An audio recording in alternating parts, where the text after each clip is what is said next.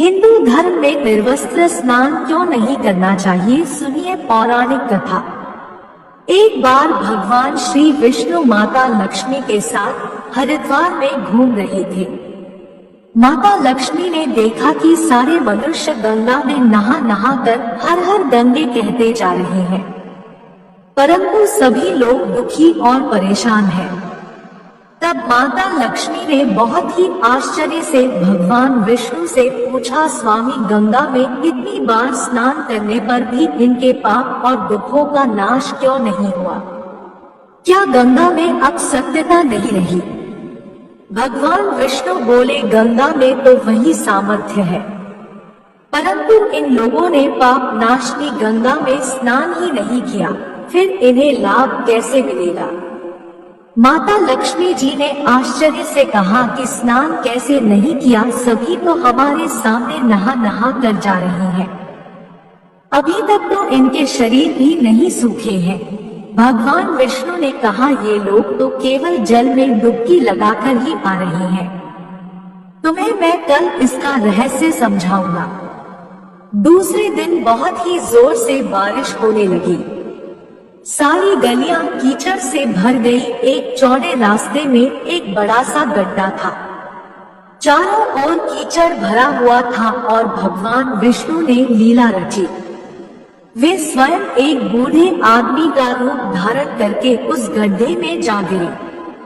लक्ष्मी जी को उन्होंने समझा कर पास में बैठा दिया कि देखो, तुम लोगों को सुना सुना कर यूं पुकारती रहो कि मेरे बूढ़े पति अचानक गड्ढे में गिर पड़े हैं, कोई पुण्य आत्मा इनको बाहर निकाल कर इनके प्राण बचाए और हम असहाय दंपति की सहायता करें। और भगवान विष्णु ने यह भी समझा दिया कि जब कोई व्यक्ति गड्ढे में से मुझे बाहर निकालने को तैयार हो, तब इतना और कह देना कि मेरे पति सर्वथा निष्पाप है। इन्हें वही व्यक्ति छुए जो खुद भी निष्पाप हो। यदि आप निष्पाप है तो उनके हाथ लगाएं, नहीं तो उनके हाथ लगाते ही आप स्वयं भस्म हो जाएंगे। लक्ष्मी जी तथास्तु कहकर गड्ढे के किनारे बैठ गई और आने जाने वालों को सुना सुना कर भगवान विष्णु की सिखाई हुई बात कहने लगी। गंगा में नहाकर लोगों के झुंड के झुंड आ रहे हैं और सुंदर युवती को यूं बैठी देखकर कुछ लोगों के मन में पाप आया और कुछ लोगों को धर्म का भय हुआ और कुछ लोग कानून से डरे और कुछ लोगों ने तो लक्ष्मी जी को यह भी कह दिया कि मरने दे इस बुढ़े को, क्यों इसके लिए रोती है। और कुछ दयालु और चरित्रवान पुरुषों ने उस युवती के पति को बाहर निकालना चाहा, परंतु लक्ष्मी जी के वचन सुनकर वे भी रुक गए। उन्होंने सोचा कि हम गंगा में नहा कर आए हैं तो क्या हुआ, पापी तो है ही, कहीं हम सहायता करते समय भस्म ना हो जाए। उनके पास कई व्यक्ति आए परंतु किसी का साहस नहीं हुआ। सैकड़ों आए और सैकड़ों ने पूछा और चले गए। संध्या का समय हो चला। तब भगवान विष्णु ने माता लक्ष्मी से कहा, देखा आया कोई सच्चे मन से गंगा में नहाने वाला। तब थोड़ी देर बाद एक नौजवान युवक हाथ में एक लोटा लिए हुए हर हर गंगे कहता हुआ आया। लक्ष्मी जी ने उसे भी वही बात कही। उस युवक का हृदय करुणा से भर आया। उसने भगवान विष्णु को बाहर निकालने की तैयारी की। लक्ष्मी जी ने उसे रोककर कहा कि भाई, यदि तुम सर्वथा निष्पाप नहीं हो तो मेरे पति को छूते ही तुम भस्म हो जाओगे। उसने उस समय बिना किसी संकोच किए हुए लक्ष्मी जी से कहा, माता, मेरे निष्पाप होने में तुम्हें संदेह क्यों हो रहा है? देखती नहीं, मैं अभी गंगा नहा कर आया हूँ, अभी तुम्हारे पति को बाहर निकालता हूँ। युवक ने लपक कर उस बूढ़े आदमी को ऊपर उठा लिया। भगवान विष्णु और माता लक्ष्मी ने उसे अधिकारी समझकर अपना असली रूप प्रकट कर दर्शन देकर निहाल किया। भगवान विष्णु ने माता लक्ष्मी से कहा कि इतने सारे लोगों में से केवल इस एक आदमी ने ही गंगा स्नान किया है। इस दृष्टांत के अनुसार जो लोग बिना श्रद्धा और विश्वास के केवल दम के लिए गंगा स्नान करते हैं, उन्हें वास्तविक फल प्राप्त नहीं होता। परंतु इसका यह मतलब नहीं है कि गंगा स्नान व्यर्थ जाता है। गंगा स्नान का बहुत पुण्य भी है।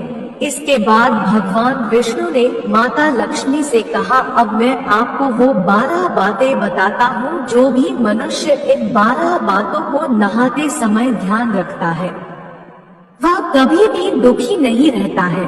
उसके घर में लक्ष्मी का वास होता है, उसके घर में अपार संपत्ति आती है, घर में कभी भी लड़ाई झगड़ा नहीं होता है, उसका पूरा परिवार हंसी खुशी जीवन व्यतीत करता है।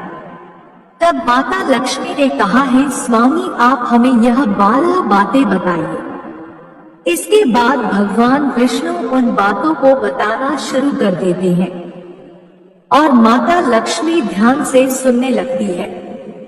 इसके बाद भगवान विष्णु बताते हैं, प्रिय यह 12 बातें बताने के बाद में एक और बात बताऊंगा कि जो औरतें कपड़े खोलकर नहाती हैं, उनके लिए यह बात बहुत ही महत्वपूर्ण है।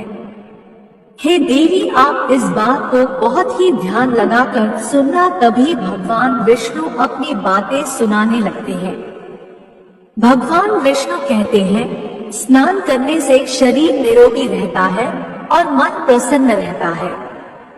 नहाने से चेहरे की क्रांति और शारीरिक आकर्षण में भी बढ़ोतरी होती है। अगर इस नित्य कर्म के दौरान कुछ बातों का ध्यान रखा जाए तो आध्यात्मिक से भी ज्यादा लाभ पाया जा सकता है। नहाने के कार्य में इन बातों का ध्यान जरूर रखा जाना चाहिए। एक, स्नान करने के बाद शुद्ध होकर पूजा पाठ आदि सभी कार्य करने के योग्य बनते हैं, इसलिए सुबह को ही स्नान कर लेना चाहिए। 2, शास्त्रों में कहा गया है कि स्नान करने से 10 गुणों की प्राप्ति होती है, रूप, तेज, बल, पवित्रता, आयु, आरोग्य, निर्लोकता, सुविचार, निरोग और मेधा। 3, धन, पुष्टि व आरोग्य और स्वास्थ्य चाहने वालों को हर मौसम में और हर दिन स्नान करना चाहिए। 4, शास्त्रों में कहा गया है कि सुबह स्नान करने से पाप का नाश होता है और पुण्य मिलता है।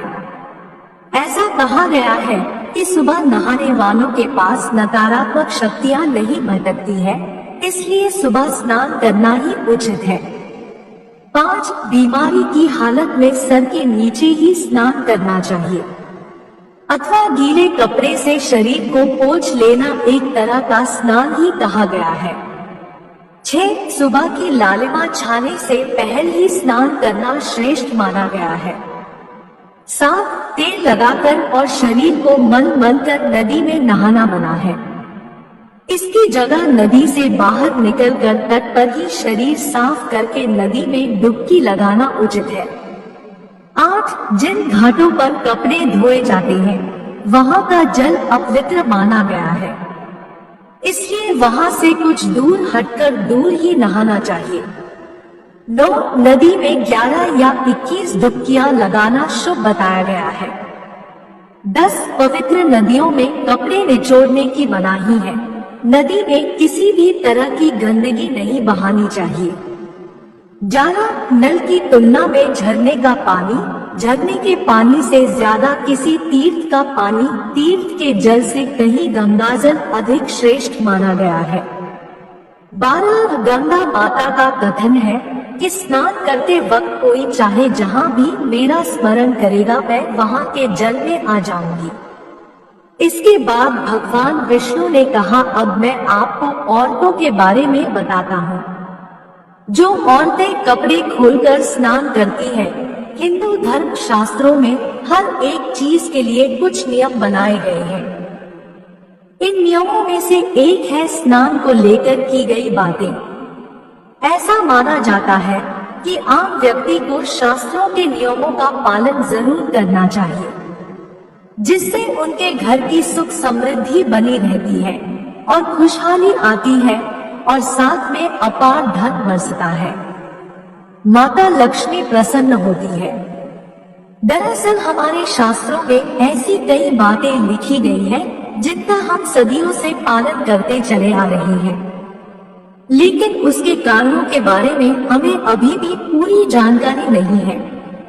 ऐसे ही नियमों में से एक है निर्वस्त्र स्नान करना। आपने अक्सर घर के बड़ों को ऐसा कहते सुना होगा, कभी भी बिना कपड़ों के यानी कि निर्वस्त्र स्नान नहीं करना चाहिए। अगर हम पौराणिक कथाओं की बात करें तो निर्वस्त्र स्नान की मनाही का एक सबसे बड़ा कारण भगवान श्री कृष्ण के समय से जुड़ा हुआ है। पौराणिक कथाओं के अनुसार एक बार जब गोपियां सरोवर में स्नान कर रही थी और वे निर्वस्त्र थी, उस समय बाल कृष्ण ने गोपियों के सभी वस्त्र छुपा लिए। उस समय जब भगवान श्री कृष्ण ने उनके वस्त्र छुपा लिए, तब गोपियों ने अपने वस्त्र वापस लेने की प्रार्थना की। तब भगवान श्री कृष्ण ने उन्हें समझाया कि कहीं भी बिना वस्त्र धारण किए स्नान नहीं करना चाहिए। इससे जल के देवता वरुण का अपमान होता है। इसलिए आपको निर्वस्त्र होकर स्नान करने की मनाही की जाती है।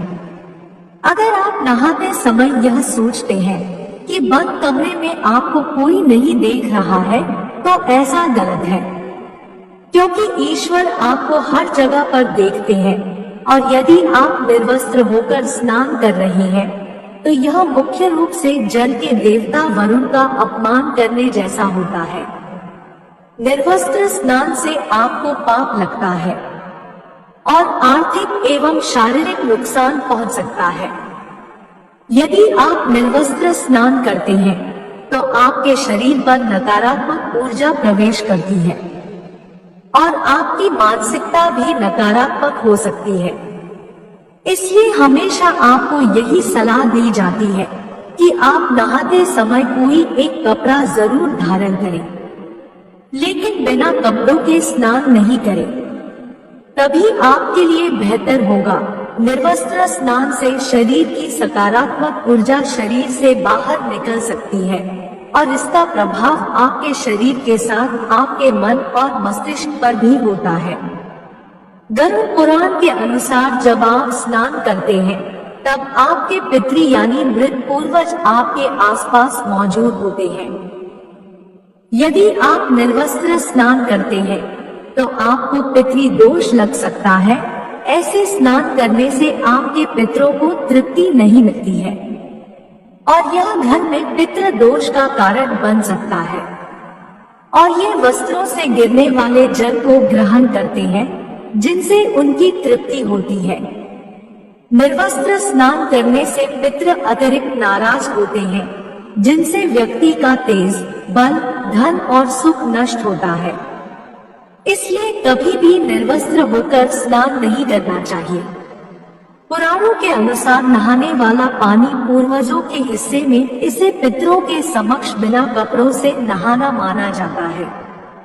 शास्त्रों में ऐसी मान्यता है कि यदि कोई निर्वस्त्र स्नान करता है तो माता लक्ष्मी उससे रूठ सकती है। इससे आपकी कुंडली में धन हानि के योग बन सकते हैं और आपकी आर्थिक स्थिति खराब हो सकती है। इसी कारण से आपको निर्वस्त्र स्नान न करने की सलाह दी जाती है और शास्त्रों में भी इस बात की मनाही